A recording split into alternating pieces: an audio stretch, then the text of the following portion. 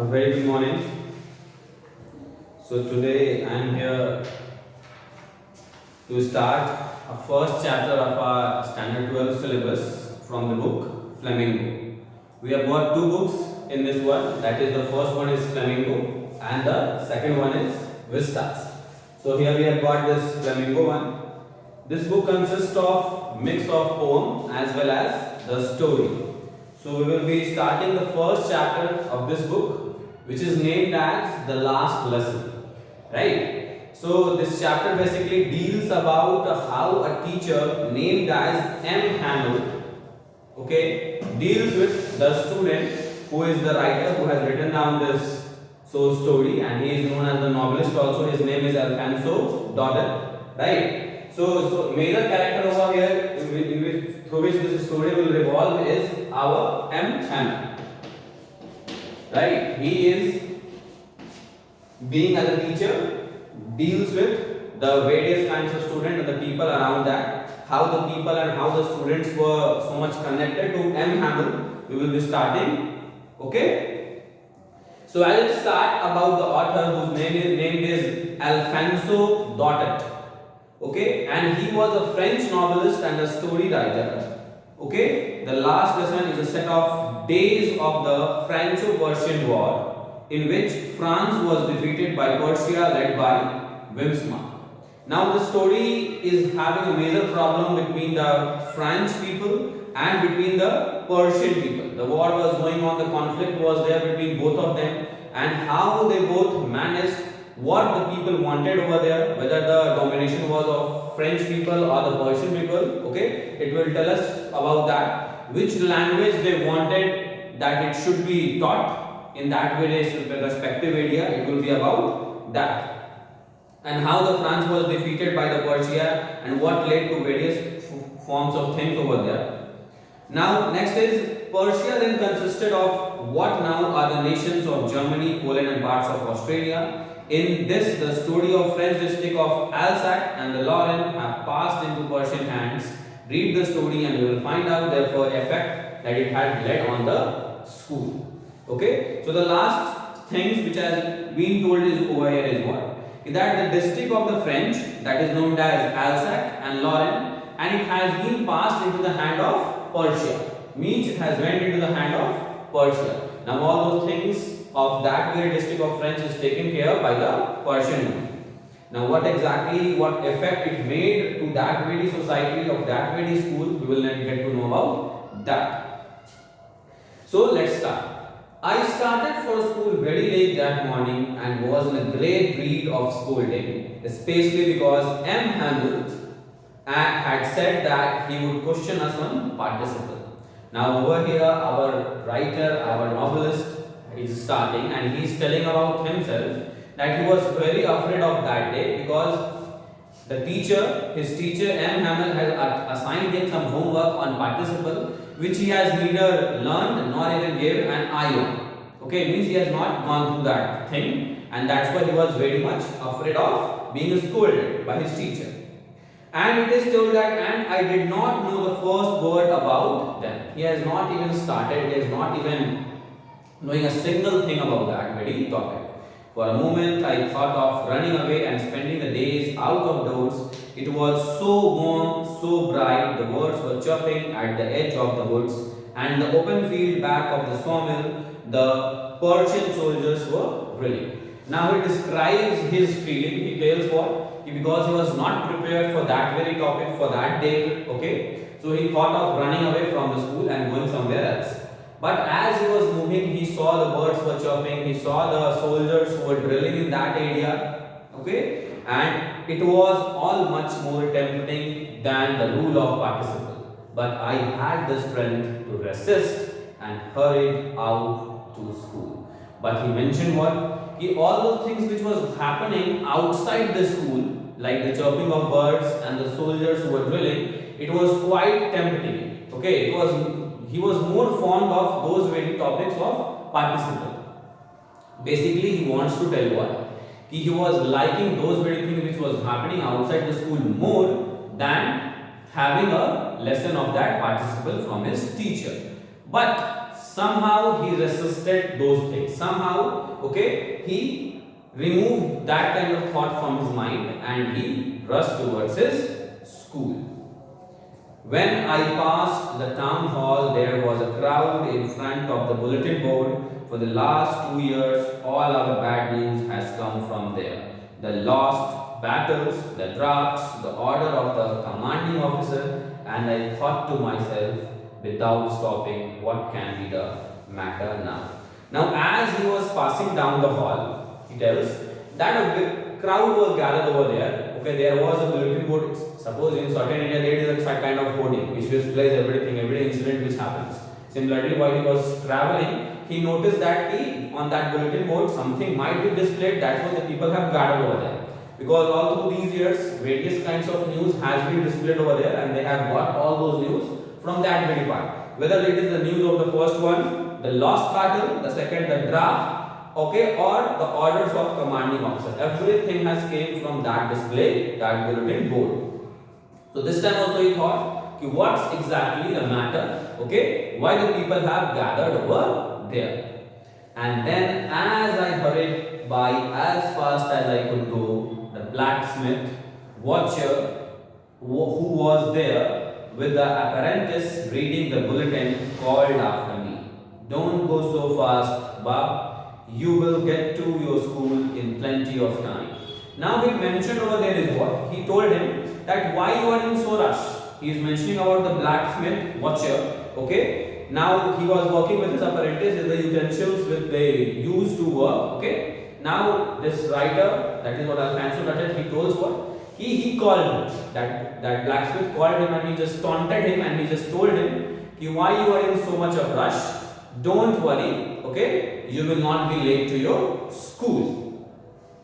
Now this author thought what? That he was making fun of me and reached M. Hamel Little Garden all out of breath.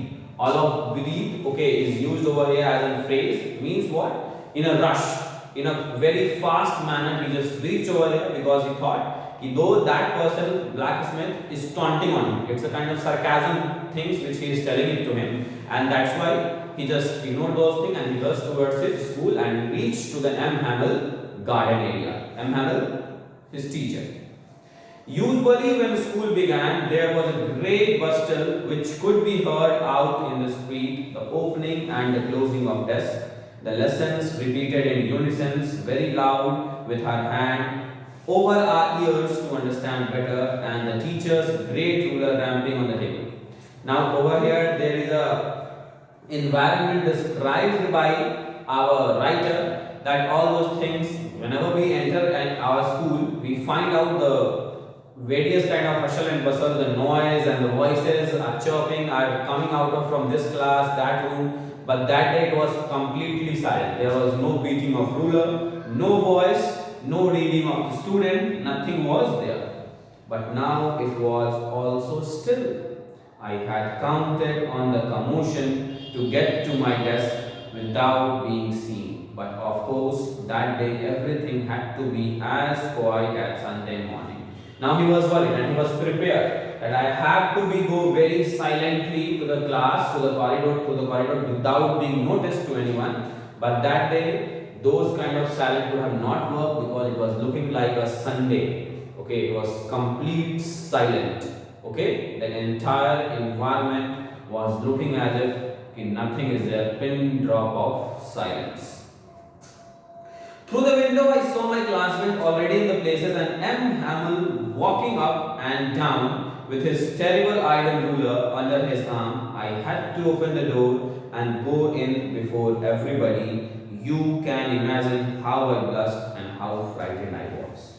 Through the window, he peeped, okay, and he saw what his co-fellows, his classmates are sitting over there. They have taken their place, and he was very much worried because he has to enter the class, while they were already, having their lessons. Now he was very much frightened, he was very much afraid that how he is going to face that moment when his teacher will be there and all the students will be there in the class. So he was very much afraid, he was very much frightened. But a strange thing happened, he mentioned, nothing happened. M. Hamill saw me and said very kindly, go to your place quickly, little French. We were beginning without you. And he mentioned what? That day the teacher didn't even told anything to him and simply said, please take your seat. No need to worry. Please take your seat. Okay? Just be quick and take it. Okay? I jumped over the bench and sat down at my desk. Not till then, when I had got a little over my fright, did I see that our teacher had on his beautiful green coat. Till that very moment, he was very much frightened. He was in his own zone. He was thinking about being scolded.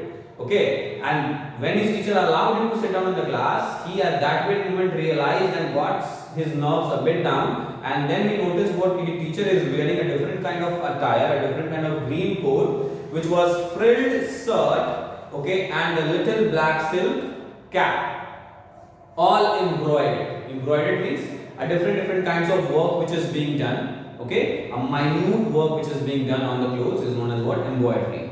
And he was wearing it, which he never wears without any special occasion. It seems to be something, a special occasion, okay, to this, okay, writer. Inspection and prize days. Basically, he told what? This is on inspection on a prize day that he wears it, okay, not okay in any other ordinary day.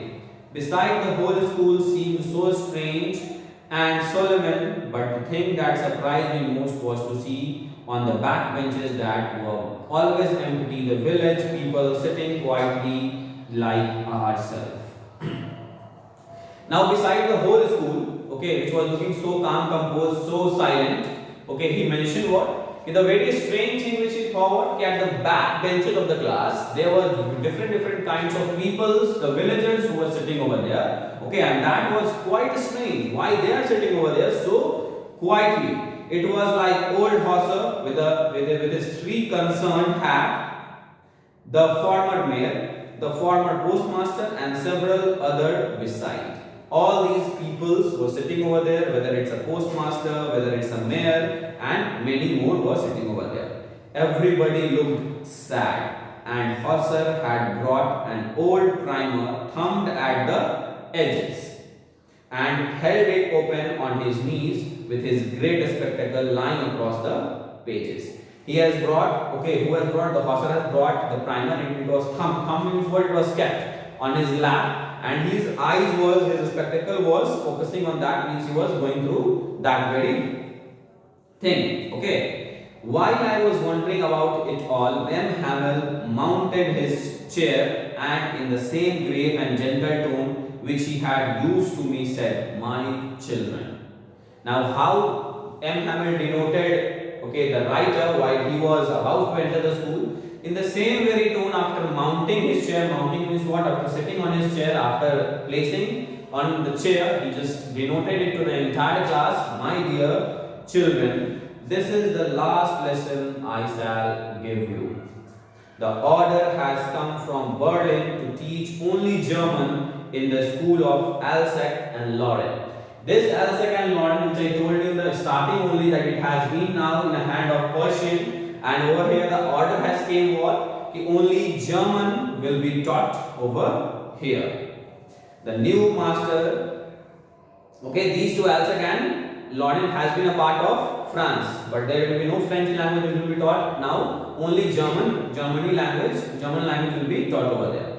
This is your last French lesson. I want you to be very attentive. And now the teacher M. Hamill pleaded to him, okay, somehow requested them that please be concentrated, be focused, because this is going to be your last, okay, French lesson.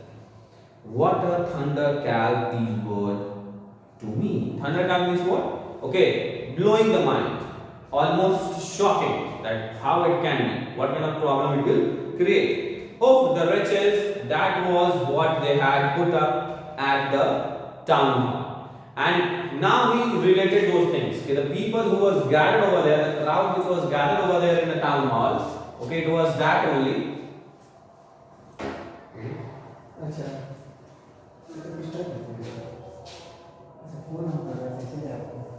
Phone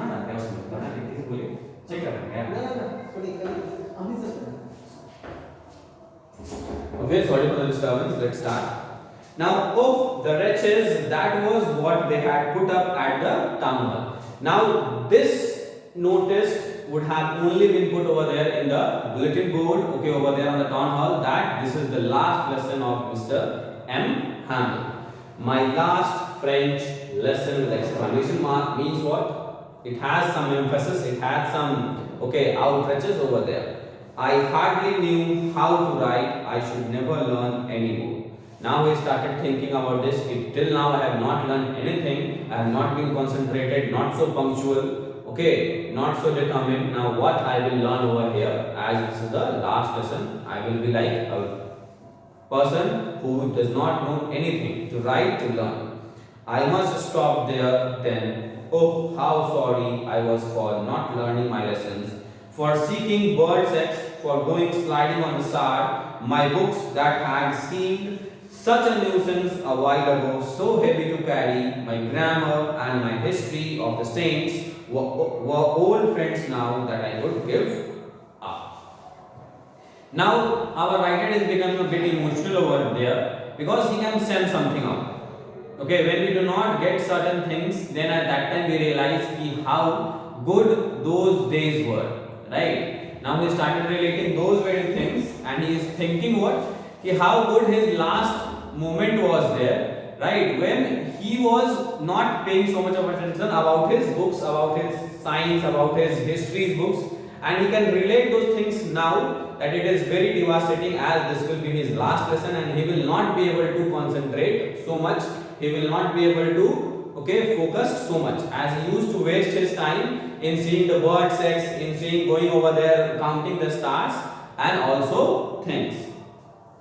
Now further he mentioned is what? And M. Hamel too, the idea that he was going away, that I should never see him again, made me forget all about his ruler and how cranky he was. Now when he think about his teacher, that his teacher is going to give his this last lesson, he is thinking about his teacher is that how good his teacher was, and he forget all those beating, all those sticks, all about M. Hamel, that how he used to be with him. Okay, all those negative thought was replaced by a positive thought to our writer.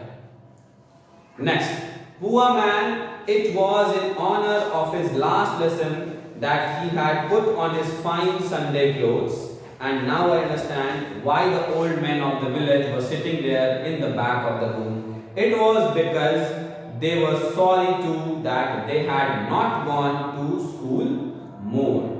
It was their way of thanking our master for his 40 years of faithful service and of showing their respect for the country that was theirs no more. Now he is mentioning about the thing which is happening. He is telling about his teacher M. Hamel that he is feeling very sad, he is feeling very bad, he is feeling very bad for the poor man M. Hamel, that this is his last lesson and he will be not giving any classes. And that is the reason why he is putting on his fine Sunday clothes which we generally wear it for our weekends, for enjoyment, and that's why he is wearing it today, because he will never get an opportunity to wear that attire for his life. And now he thinks about those very people who are sitting at the back and taking that class from that M. Hamel, that why they are over here, it is just their gesture to say thank you to M. Hamel, that it has been very kind, very nice and remarkable that after this they are not going to have any kind of knowledge seeking from M. Hamel, and that's why they just wanted to thank their master for his faithful service and showing the respect for the country that is not there anymore, because it has been now in the hand of, okay, Persian people. While I was thinking of all this, I heard my name called. Now all those things was going into his mind. Till the time the class has not started, the questionnaire type of thing is not being started by MML. He is just thinking about all those things, and suddenly he heard that his name is being called. It was my turn to recite. Recite means what? To speak out. What would I not have given to be able to say that grateful rule for the participle all through, very loud and clear and without one mistake. But I got mixed up on the first word and stood there holding on to my desk, my heart beating and not daring to look up. Now over here he mentioned what? Okay, now he is very much confused, he is very much afraid, he is very much grateful to what he is going to speak, and he got puzzled in the first word itself, holding on his breath, thinking about his heart beating and all that, what he is going to speak out. It was looking so daring. Okay, I heard M. Hamill saying to me, I won't scold you. And then he mentioned what? M. Hamill told him that he won't scold you. Let me go a bit quickly, that then only we will be able to finish it out. Okay, or we will leave it. Okay, the last page we will be doing it tomorrow. Okay, so that it will be quite easy for you all also to recall these things. Okay, to go through this. If it will, the video will be very short. Okay, while M. Hamill again told him, I won't scold you, little French. You must feel bad enough. See how is it. Now his teacher M. Hamill wanted to tell him what? You should feel a bit bad enough. Right, don't you, that you are not able to recite anything in spite of so many learning all those years, and you are not able to speak out a single thing. Please do feel bad for it. Now he is telling what we have done, okay, and said to ourselves, well, I have plenty of time. Now he is telling to that to children over there, and especially to that, okay, our writer, that we have been telling that we have got plenty of time, and we are always avoiding the task and always delaying the task by saying these things. Like in Hindi we say, okay, kal kar lenge, kal kar lenge. So similarly in this way also he is mentioning what? Ki we will be doing it tomorrow, and our works piles on this.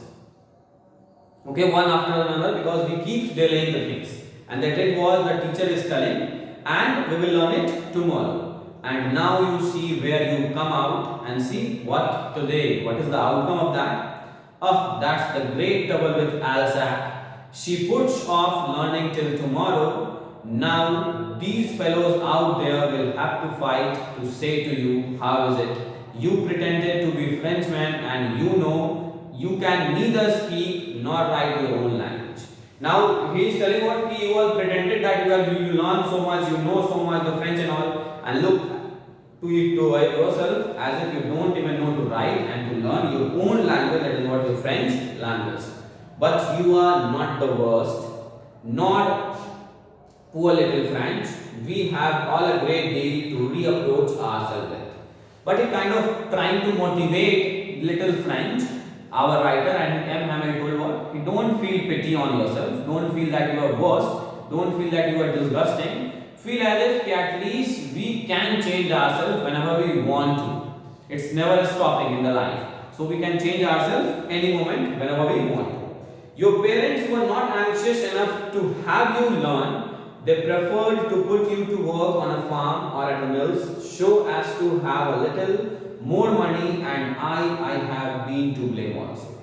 Now we mentioned what about the writer, that writer's father was not in a mood of taking his son to the school. Okay, he always wanted that this writer, this person Alfonso should work in any kind of farm and somehow earn and can be a helping hand to his family. But it was this our M. Hamill who insisted and took our writer to the schools, and that was he is telling about himself that it might be like that he is there to blame about this, because he only took him to the school and he has not learned anything. How have I not often sent you to water my flowers instead of learning your lessons? And when I wanted to go fishing, didn't I not just give you a holiday? Now he is mentioning about two incidents. Please keep in mind. Why he blamed himself? Because he thought he had sent him occasionally to water his plant. That might be the reason that he was not able to learn anything. And secondly, when he went for fishing, that day he used to give a holiday to the Alfonso, and that is the reason why he is trying to blame himself, that these two may be the reason that he has not been able to learn any kind of thing. Then from one thing to another, M. Hamill went on to talk of the French language, saying that it was the most beautiful language in the world. And one after another, because it was his last lesson, he was telling the stories, he was sharing it about that the French is the very much a good language, a brilliant language. Okay, let's keep it till here. We will continue the rest part, okay, in the next video. Okay, thank you.